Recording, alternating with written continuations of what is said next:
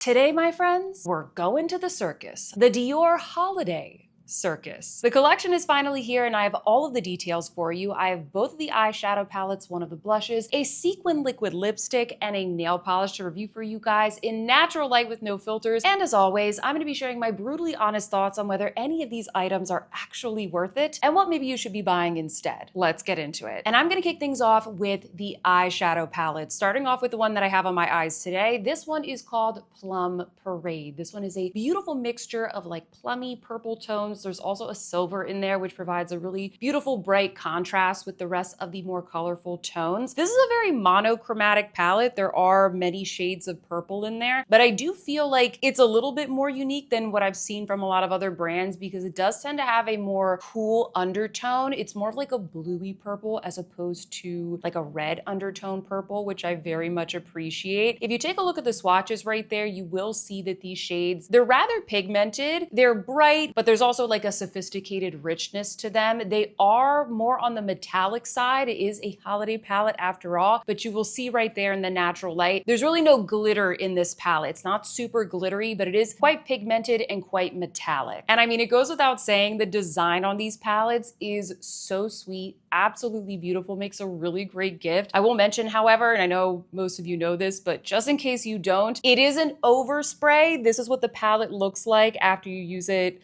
you know, basically like 1 or 2 times. Yes, you can be careful and maybe, you know, try and salvage the embossing and the overspray, but it is gonna wear out pretty quickly. So I just like to mention that, yes, the design, it's so gorgeous and I really appreciate it for a holiday palette, but it does wear off pretty quickly. I will also mention these do have a limited edition gold packaging. There's no special pouch or anything like that. It's basically the same component, but it just happens to be gold. So for $3 extra at the $75 price point, you basically get the overspray, the embossing, and then the limited edition gold packaging. Everything else is the same. This is like the standard formula, which I'll talk a little bit more about each of the shades and how they perform in a second, but you get the 7 grams of product made in France, talc-free, and there is no fragrance. Now let's get into the demo with Plum Parade. I'm gonna show you a step-by-step tutorial on how I created this look so you can see how each of these shades perform on my eyelids. And we are off to the parade. To kick off this look, I first dipped into that medium tone purple and applied that all over the lid using a dense shader brush. I quite like the tone of this purple. It's almost like a frosty violet. It is quite metallic. It is beautiful and vibrant while still being wearable. I thought that the shadow was very smooth. I also thought that it was very pigmented. I feel like this could be built up on a variety of skin tones. Really like this shade. You could totally wear this as a one and done if you wanted to go a little bit more vibrant. I also applied that violet shade to the lower lash line.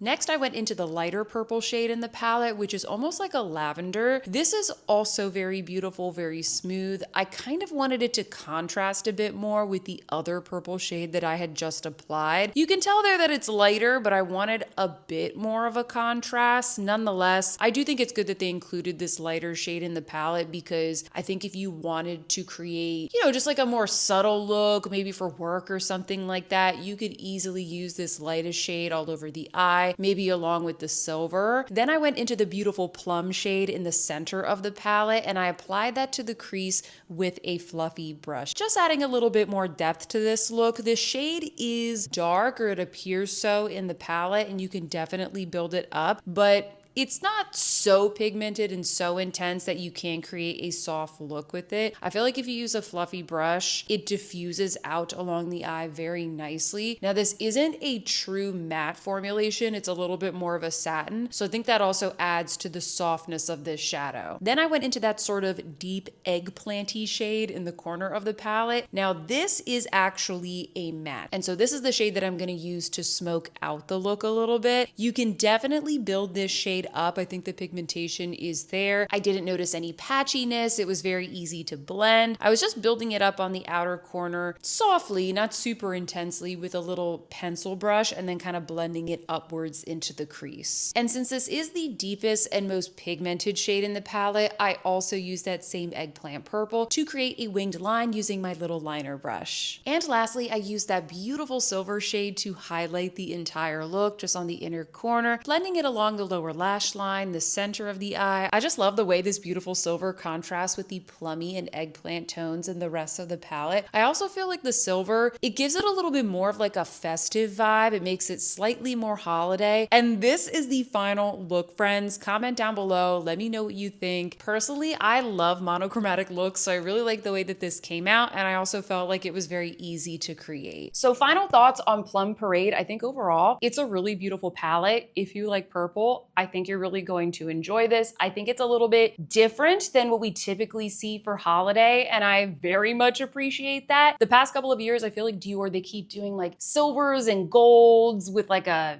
sparkly, glittery black, and like it just gets so repetitive. I want a little bit of color. I want something a bit different. This to me, it's fun, it's festive. I think this is a really beautiful color story for the fall and winter time. I like wearing purple shadows, and I do really like that beautiful bright silver to just kind of brighten up the entire look. It is a colorful palette, but I think because it is so monochromatic, it makes it really user-friendly. You kind of, like, you can't really mess it up. All the colors work together. It's just different, you know, shades, different tones of purple. You can totally do a lighter look with the top half of the palette, and then you can, you know, make it a little bit more deep with the darker shades as well. The silver really helps you kind of brighten up the whole look, and it gives it a little bit more of like that, you know, shimmery, metallic holiday feel. I also really like that they didn't make it too glittery, but it's still very pigmented and metallic. Overall, I think it's a really, really pretty palette. I was curious how this compared to the Tom Ford Daydream palette. That is like my favorite Tom Ford palette of all time and one of my favorite purple palettes in my collection. I have a little comparison here for you guys because they are going to be re-releasing the Tom Ford Daydream palette, which I'm really excited about. The formula might be slightly different, but here what the colors look like. I was kind of surprised. Tom Ford Daydream is actually more blue, like even more cool toned than Plum Parade. So I don't know. I'm a makeup lover. I see the difference there. I feel like they're different enough, but I just wanted to show that to you guys in case you were thinking about maybe picking up Daydream instead of this, or if you're choosing between them. They're both really beautiful palettes, but the tones are a bit different. Oh, and by the way, if you happen to be enjoying this video, please don't forget to give me a big thumbs up. It really helps me out. And if you are new here,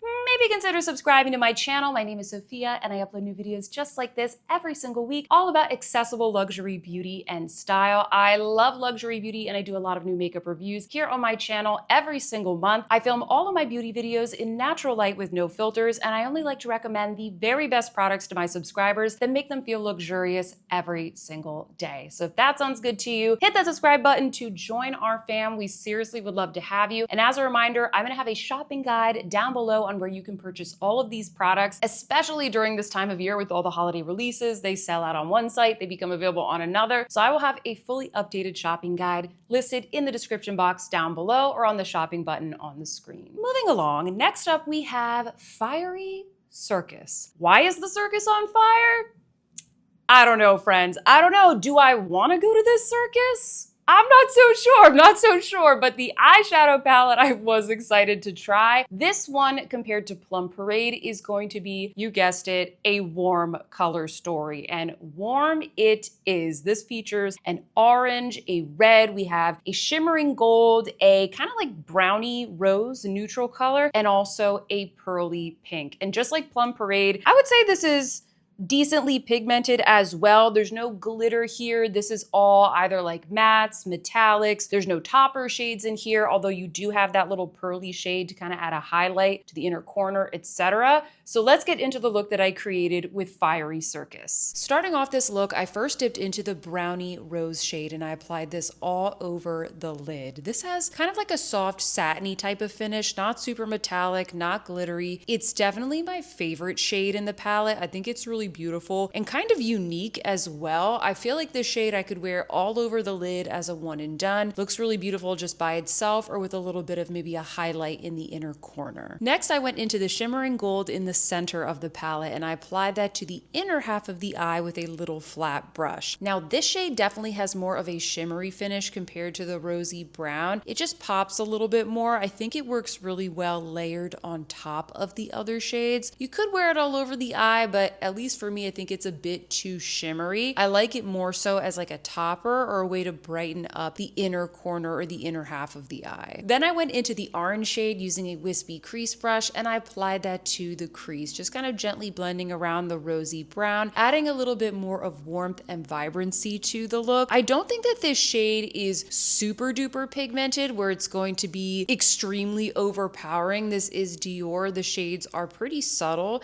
and I'm using a wispier brush so that this looks a lot more diffuse and not so incredibly orange. Then I dipped into the pearly white with a detail brush and I applied that to the inner corner of the eye. This has a little bit of like a pinky undertone. It's a really beautiful shade. You could also apply this one as a one and done or wear this with the rosy brown if you want more of like a casual day, very simple neutral look. And then you could add in the other colors of the palette to make it a little bit more vibrant. This really just brightens up the whole look. I love the way it layers on top of the other shades. And I also feel like the formula is quite smooth. And lastly, I went into that deep red in the palette and I applied this just in touches to the outer corner with a little detail brush. I'm not going in super heavy here. I want to add a little pop of the red without having it overwhelm the entire look. I also dipped into that shade with a liner brush and created a winged line along the lash line, popped on some mascara, and this is the final look. Comment down below and let me know what you think. A lot of you guys know I love warm tones, so I feel very at home with these colors. I really like the way the look came out. I especially love the way that the pearly shade just kind of transforms everything, softens everything. Love the inclusion of the rosy brown, but then using those more vibrant shades as pops of color. So let me know what you think of this look. I like the way that it turned out. Okay, so final thoughts on Fiery Circus. I really like the way that the look came out. I thought it was pretty at the end of the day, but I gotta be honest, friends, this one is not my favorite. I find the shades to be a bit dry, a bit, dare I say, dusty, especially, I hate to say it, especially the red shade. It's always the matte. It's always like the matte that's in the lower corner that ends up being the worst shade. Why, Dior? Why can't you just give us some deliciously pigmented, slightly creamy mattes that you've done in previous palettes? It's always that shade that ends up being the worst if any of them is going to be bad. And then furthermore, I don't know, the gold as well, it feels a little bit dry. I want it to be smoother. I want it to be more opaque. It's not a bad palette. Like, I enjoy the look at the end of the day, but it wasn't like a pleasure to work with. And I feel like for $75, it really needs to be better. If there's even one shade that I don't like, it's like, I don't really feel comfortable recommending it to my audience. So this one I think is a skip with one exception. If you like these color stories, but you wish that other palettes were less pigmented, like for example, if you saw the Byredo palette and you liked all the warm tones that were in that seasonal palette this season, but you were just scared at how pigmented that palette was, then maybe this would be good for you, because I will say the red shade, it's so soft that if you want to get a soft look, it's very easy to do so. You don't need to like go in, with like a light hand. These deeper, brighter shades, they're a lot softer, and that's why the look came out so soft and some may say wearable. So there's that aspect to it, but personally, I wish that they weren't so dry and like firmly packed into the pan. And like, I want to be able to build up the color if I'm going to do a pop of color or a liner like you saw in the look. The liner was very difficult to do because I just couldn't pick up enough pigment from this red shade here. So overall, I don't really like this one, but if you are looking for something that has really subtle, warm tone shades like this, then this one will probably work out well for you. Okay, next up we have the Dior Backstage Rosy Glow Blushes. We have 3 limited edition colors for holiday 2025, and I thought this was kind of unusual because normally we don't get Backstage items as a part of like the main holiday collection. We get the blushes from the main line, but they did reformulate these this year, and they're a very viral product. They're very popular, so I thought it was kind of interesting that they included them in this main holiday line. I picked up one one of the colors. This one is called Starry Mauve. It is, as it is described, it is a mauve. It's a very wearable, very soft color. That's why I picked this one up. I thought it would be super versatile, especially with the Plum Parade palette. If you're not familiar with this formula, it is rather glowy, both in finish, but also in color. It gives a little bit of like a sheen to the cheeks, a little bit of a radiant airbrush type of glow, but it also has the pH adjusting pigment in it. So it does turn a little bit more pink than what you would see in the pan. Although I think you can tell on my cheeks right there, it definitely does look mauve. It's a beautiful, soft mauve color. Now, I was afraid that these were gonna be super glittery. I was worried there would be chunky glitter in this formula because it's like the circus theme, it's holiday, and the promo photos look like they were gonna be glittery. However, at least this one that I picked up, it is not. It's not. It's actually really beautiful. I quite like this blush. I don't see any chunky glitter. I really like the glow that this gives my cheeks. I even feel like I don't really need much of a highlighter. The afternoon light is coming in right now. If you can't tell, it's hitting my cheekbone there. And I just love the glow that that gives. And I am very fond of this color. So this one I really, really like. I can't speak for the other shades. I'm assuming they also don't have glitter. I don't think I'll be picking up the other shades. This is the one that I really wanted. I was eyeing the red one. And then for some reason they have like a bright bubblegum pink. I don't know how that fits into the collection, but that's an option for you as well. I don't think that these from the holiday collection are really any different than the ones in the permanent collection, which by the way, I'll link my review of the permanent shades down below in case you want to check that out and just see a little bit more of the formula and the different shades that they offer. I don't think that these holiday ones are really any different. I think it just depends on, number one,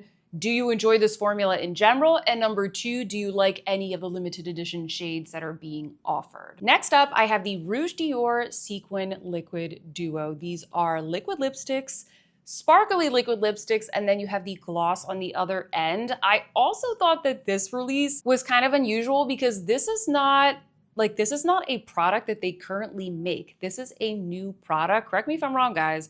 They don't have these in the permanent collection. Usually with a seasonal release, you will release, your existing lipstick formula in new shades or new packaging or whatever. So I thought that this was kind of interesting. I've never seen this from Dior before, but I was very, very intrigued. And like I said, friends, this is called the Sequin Liquid Duo. So these are supposed to be glittery. It's a sequin lip. The question is, how glittery? How glittery are these? Because I have tried so many products like this in the past, some from Dior, some from other brands, and they usually end up as like a gross, dry, crusty, glittery disaster. So I was curious, are these any good? I picked up the shade Acrobat, which is a beautiful, deep, toasty brown, a total Sophia shade. I really, really like the shade. And you will see right there, they're quite pigmented. You don't need to really layer these up. I would say, one coat and you're pretty good. You could also see right there, the glitter. There are very noticeable flecks of gold glitter. I recommend waiting like a minute or so for the formula to dry. I do feel like it dries pretty quickly. I didn't have to wait forever. And then you put the gloss on top. And the gloss completely transforms the entire look. The liquid lipstick on its own, like if you're planning on just wearing the liquid lipstick, I don't think it looks really good. I think my lips look dry and crusty and glittery, and I really don't care for the look. But when you put the gloss on top, it really just kind of blurs the entire look. It provides hydration. Suddenly the lips feel comfortable. And you know what, guys? The glitter isn't as visible. Like, it's still there, but dare I say, it looks good. It's a wearable glitter. If you get close, you can see it. But other than that, it kind of just provides a little bit of like illumination to the lips. So actually, surprisingly, guys, I actually like these. At least the shade that I got, Acrobat, is the only one I got. I really like the shade. I think it looks beautiful. I think it's a really fun, wearable way to wear a glittery lipstick if that is something that you care to do in the first place. Like I said, it is comfortable. I think it's also very long wearing. It's not transfer proof. Like, I was drinking my coffee and whatnot and it was transferring onto the cup. So it's not like it's transfer proof. I mean, you're putting a gloss on top, so it will wear away. but it's long wearing and I don't feel like it wears away in a patchy manner, which is something that you sometimes encounter with a liquid lipstick. And you know, let's acknowledge the elephant in the room here, guys. They look just like the ones from Chanel. My beloved Le Rouge Duo Ultra Tenue from Chanel. I love these liquid lipsticks. I think that this is one of the best products that Chanel make. I think that these are the best liquid lipsticks maybe ever. These look just like them. And I know a lot of people were very curious, like, are they better? This is what we do, guys, okay? We're makeup lovers. Are they better than the Chanel? How do they compare? How do they compare? I would say they're basically just as good. Are they wildly better? Are they really that much different? No. The main differences, other than the fact that the Dior ones are glittery, the main differences are that the Dior are more pigmented. Like when you apply it to your lips, I feel like I just need one coat and there's enough pigmentation. Whereas with the Chanel, I feel like you can go more sheer if you want to. A lot of times I go in with the Chanel, I put on one layer, wait a couple seconds, go in with a second layer, let it dry, and then go in with a gloss. Whereas with the Dior, it's a bit of a thicker and more pigmented formula. Also with the Dior, I think that the gloss is a little bit thicker. Again, it's like by the time it gets on my lips, they look the same, but these are more pigmented out of the gate and the gloss has a little bit of like a thicker, rich feel. But I really like them both. Would I buy more of the Dior? Probably not, because I have so many of the Chanel and I would just prefer a standard lip color. Like I don't need glitter in my liquid lipsticks. I feel like these are already so good. If you already have these or if they're on your wish list, there's really no need to like run and get the Dior ones just because they're new and they're limited edition. They're both really good products. I think the Dior are a little bit more expensive. I think that these are $55. It's just too expensive to be spending more money on something like this if you already have this. So my recommendation would be, especially if you don't want glitter, if you just want something elegant and you want a nice range of colors to choose from, but you want this kind of formula, I would just go for the Chanel. I'll link these down below. I'll list out some of my favorite shades also. Light brown is the one that I have right here. But yeah, at the end of the day, they're both really good products. There's not that much difference between them. I would prefer the ones that don't have glitter. And lastly, I couldn't help myself, friends. I did pick up one of the nail polishes. This is the Plum Parade nail polish. I love these dark purple,